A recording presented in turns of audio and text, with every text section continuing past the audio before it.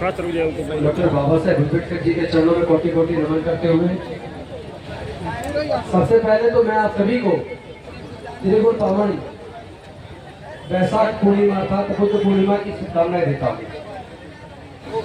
Sir का ही phone है live. साथियों, ये आंदोलन जो 1892 में शुरू हुआ,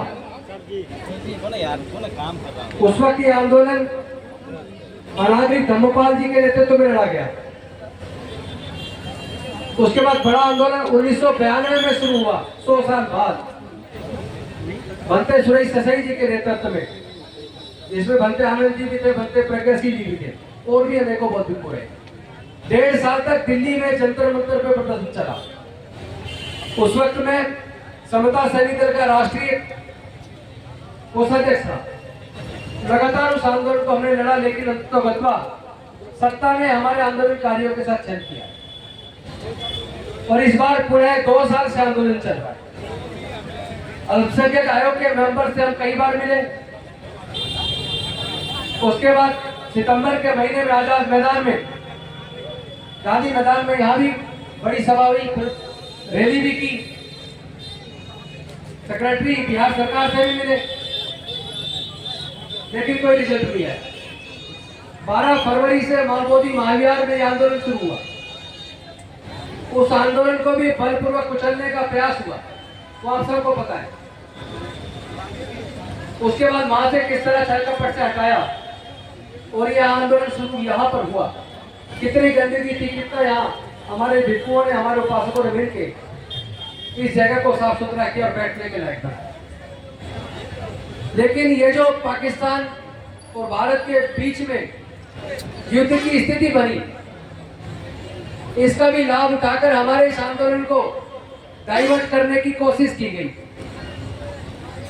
लेकिन हमारे जाबाज बहुत भिक्षुओं ने, उपासकों ने उनकी उस योजना को विफल कर दिया। लेकिन एक चीज में वो कुछ हद तक कामयाब हुए कि पूरे देश में ये मैसेज चला गया कि महाबोधि महाविहार की मुक्ति का आंदोलन स्थगित हो गया।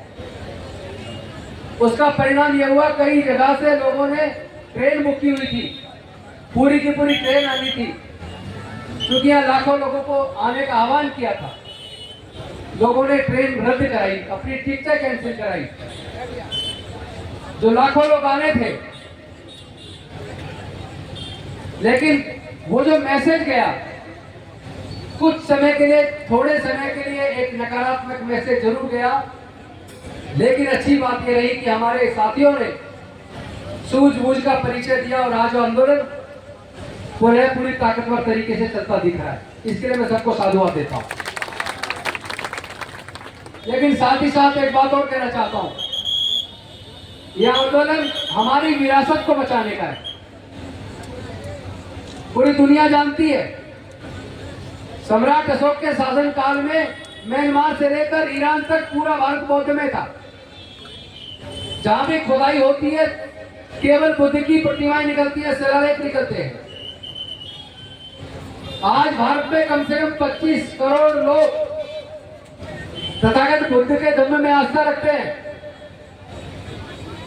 और वो ये जान चुके हैं कि भारत बौद्ध में था। तो डॉक्टर बाबा साहेब अम्बेडकर जी ने भी कहा था, अभी भारत बौद्ध में करी, मैं भारत को बौद्ध में करूंगा।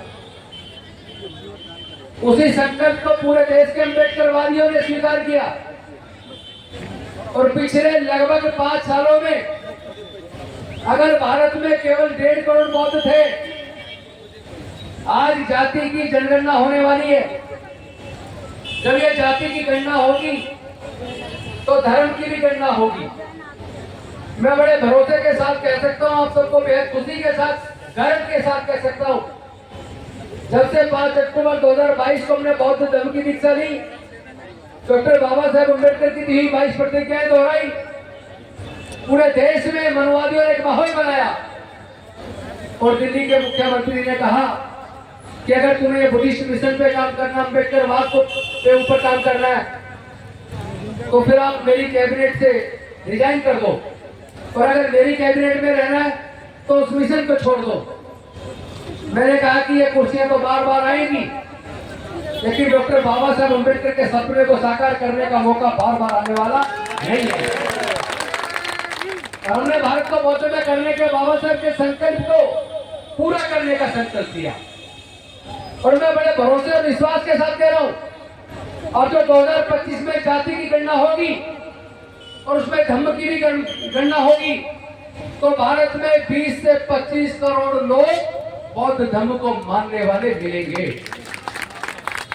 क्योंकि जितने भारत में अम्बेडकरवादी है, केवल वही नहीं, पहले अम्बेडकरवादी केवल दलित समाज में होते थे, लेकिन जैसे जैसे डॉक्टर बाबा साहब अम्बेडकर के बारे में लोगों ने पढ़ना शुरू किया, अनुसूचित जाति के साथ साथ जनजाति के लोगों ने पढ़ना शुरू किया, पिछड़े वर्ग के लोगों ने पढ़ना शुरू किया, देश की आधी आबादी महिलाओं ने पढ़ना शुरू किया।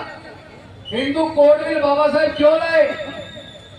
हिंदू महासभा ने कृपात्री महाराज को आगे करके हिंदू कोड बिल का विरोध क्यों किया? डॉक्टर बाबा साहब अम्बेडकर जी को महिलाओं के अधिकार के लिए, पिछड़े वर्ग के रिजर्वेशन के लिए कानून मंत्री के पद से त्याग पत्र क्यों देना पड़ा?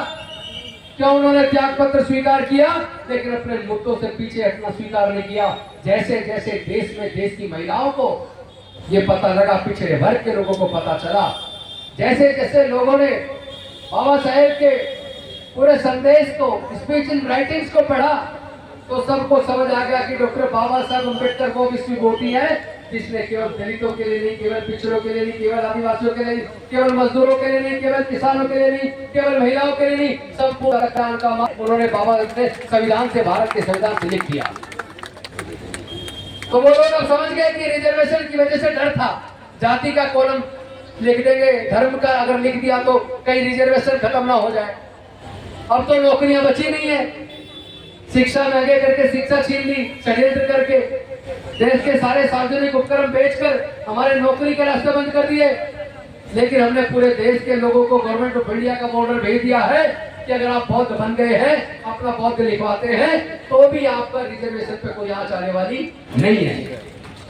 इसलिए लोग खुल के इस बार जाति की गणना में धर्म की गणना जब आएगी तो उसके अंदर कॉलम में बौद्ध लिखवाएंगे और पूरी दुनिया को पता चलेगा कि भारत के अंदर कम से कम 20 से 25 करोड़ बौद्ध लोग 2025 तक बन चुके हैं।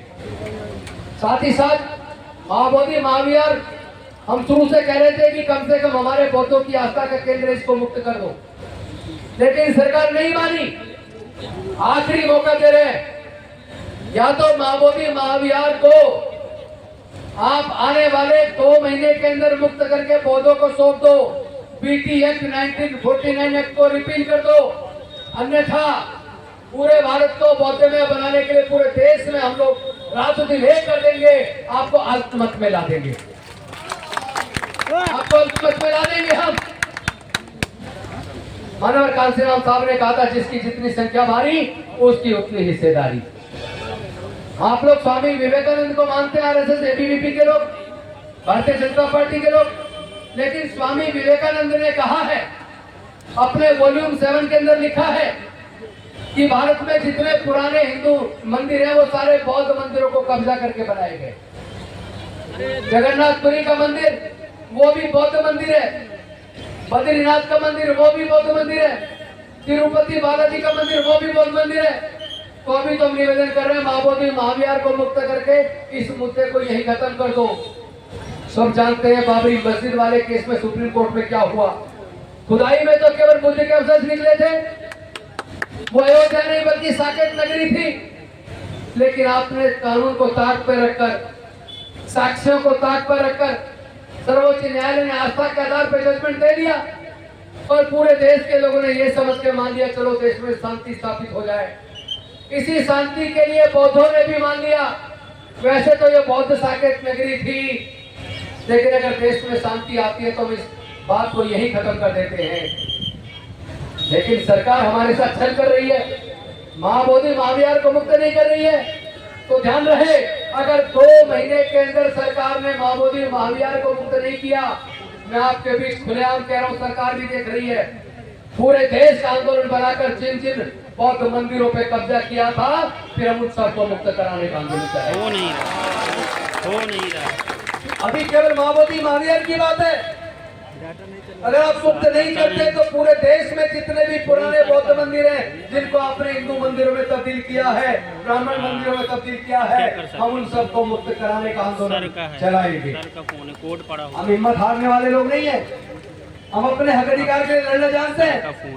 हम लोग अभी हाथ जोड़ के आपसे निवेदन कर रहे हैं, लेकिन ध्यान रहे अगर हम हाथ जोड़ना जानते हैं तो जरूरत पड़ने पर हाथ मरोड़ना भी जानते हैं,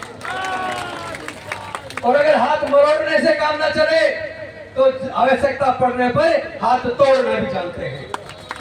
लेकिन हम खुद को मानने वाले लोग हैं, हमें पता है राग द्वेष लोभ मोह अहंकार गुस्सा और नफरत ये दुख के कारण है। तो अपने अंदर के राग द्वेष लोभ मोह अहंकार और गुस्से और नफरत को जीत लो। ये सरकार तो हमारे कदमों में आ जाएगी, लेकिन एक संदेश आप सबको देना चाहता हूं। क्या ये आंदोलन पूरे देश के बौद्धों का नहीं है, किसी एक व्यक्ति का नहीं है। एक व्यक्ति चलाएगा, अगर राजेंद्र गौतम सोचे मैं अपने दम पे चला लूंगा तो मैं फेल हो जाऊंगा। आंदोलन ये पूरे भारत के बौद्धों का है, पूरे भारत के अम्बेडकरवादियों का है, पूरे भारत के बहुजन समाज का है। लेकिन मेरे पास कई महिलाओं का कल से फोन आया, वो रो रो के यहाँ के जो भी पीछे घटनाक्रम हो उससे बड़ी दुखी थी। वो दान भी दे रही है, बड़े अच्छे भाव में दे रही है, लेकिन जो घटनाक्रम देखा उससे उनका मन दुखी है। जो पीछे हो चुका। मेरा क्लियर संदेश आप लोगों से, तथागत बुद्ध ने संघ बनाया, आप लोग संघ बनाइए, पूरे देश के लोगों को जोड़कर संघ का निर्माण कीजिए, और उस संघ का नेतृत्व हमारे बौद्ध भिक्खु करें। हमारे बौद्ध भिक्खुओं के नेतृत्व में हम लोग पीछे कार्यकर्ता के तौर पर जब गोली चलेगी तो हम खाएंगे, लेकिन आंदोलन का नेतृत्व हमारे बौद्ध भिक्खु करेंगे। एक तो ये तय होना चाहिए। इसके लिए लामा जी से मेरी बात हुई है, बाकी लोगों से भी बात हुई है, और जो लोग पहले एकजुट थे वो जो अलग बट गए उनसे भी बात हुई है। हम लोग उनको सबको बिठाकर, क्योंकि पूरे देश में कोई राज्य ऐसा नहीं जहाँ से लगातार पिछले 5 दिन में लगातार फोन ना आए हो। सब लोग मन से दुखी हैं। केवल यहाँ जो आप बैठे केवल ये नहीं है, पूरे देश के लोगों की भावना जुड़ी है, पूरे देश के लोग दुखी हैं। अमेरिका से भी फोन आया, ऑस्ट्रेलिया से भी फोन आया, लंदन से भी फोन आया, कनाडा से भी फोन आया, फ्रांस से भी फोन आया। आप मेरे फोन में देख सकते हैं। क्या जवाब दें उन लोगों को? तो मैंने उनको एक ही बात कही, आप भरोसा रखिए, हम तथागत बुद्ध और बाबा साहब को मानने वाले लोग हैं। अगर आपस में कोई छोटी मोटी बात हुई है उसको निपटा लेंगे, लेकिन अपने आपस में कोई लड़ाई हम नहीं होने देंगे। एकजुटता के साथ इस लड़ाई को लड़ेंगे। इसलिए किसी ने गलती की भी है, हम किसी का नाम नहीं ले रहे, अगर किसी ने गलती की भी है, समय रहते अपनी गलती को स्वीकार कर ले, गलती को दूर करें, और बौद्ध भिक्खुओं के नेतृत्व में हम सब लोग पूरे देश के उपासक उपासिकाएं अपनी जान न्यौछावर करने के तैयार हैं आप बौद्ध भिक्खुओं के लिए। लेकिन आपको भी आपसे आचरण बौद्ध भिक्खु वाला लाना पड़ेगा। बौद्ध भिक्खु को गुस्सा है, बौद्ध भिक्खु हाथ का इस्तेमाल करे हिंसा का, ये गलत संदेश मत देना। पूरी दुनिया में बदनाम हम हो जाएंगे, आप सब हो जाएंगे। प्लीज मैं आपसे हाथ जोड़ कर निवेदन कर रहा हूँ, आप जो लोगों का क्षमा दे दो, जो सजा देनी है हमें दे दो, पर गुस्सा आपके चेहरे पे नहीं दिखना चाहिए। आप अपने खुद के अंदर से कम राग द्वेष लोभ मोह अहंकार और नफरत को त्याग करो।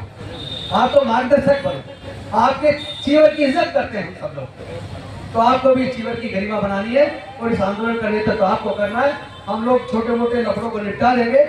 इसीलिए मेरी भीमराव अम्बेडकर जी से भी बात हुई, मेरी बीपी अशोक जी से भी बात हुई, मेरी रामा जी से भी बात हुई, बलते प्रज्ञाशील जी से भी बात हुई, चंद्रमोदी जी से भी बात हुई, और उधर बलते राहुल जी से भी बात हुई। और जो लोग आए अलग अलग राज्यों से, उधर भी जगह जगह लोग मिले हैं। कोई रास्ते में मिला, कोई बौद्ध मंदिर में मिला, वो लोग भी सब बार बार कह रहे हैं कि गौतम जी इसको ठीक करवाइए। तो मैं एक बात करूं, नेतृत्व तो हम नहीं करेंगे, नेतृत्व हमारा बौद्ध भिक्खु करेंगे, और ये आंदोलन बौद्ध भिक्खुओं के नेतृत्व में लड़ा जाएगा। उपासक हर प्रकार की कुर्बानी देने के लिए तैयार है, लेकिन जब तक जीत हासिल ना हो तब तक ना झुकेंगे ना रुकेंगे। और बिकने का तो सवाल ही नहीं होता, और कोई बिकेगा तो उसको समाजद्रोही घोषित करेंगे, उसको समाजद्रोही घोषित करेंगे। अगर कोई बिका, किसी ने धोखा दिया, ऐसा ना हो कोई छोटा मोटा पद का लालच दे दे कि लाल बत्ती की गाड़ी दे देंगे, आप इधर आ जाओ, और पूरे आंदोलन को कोई चीट कर जाए।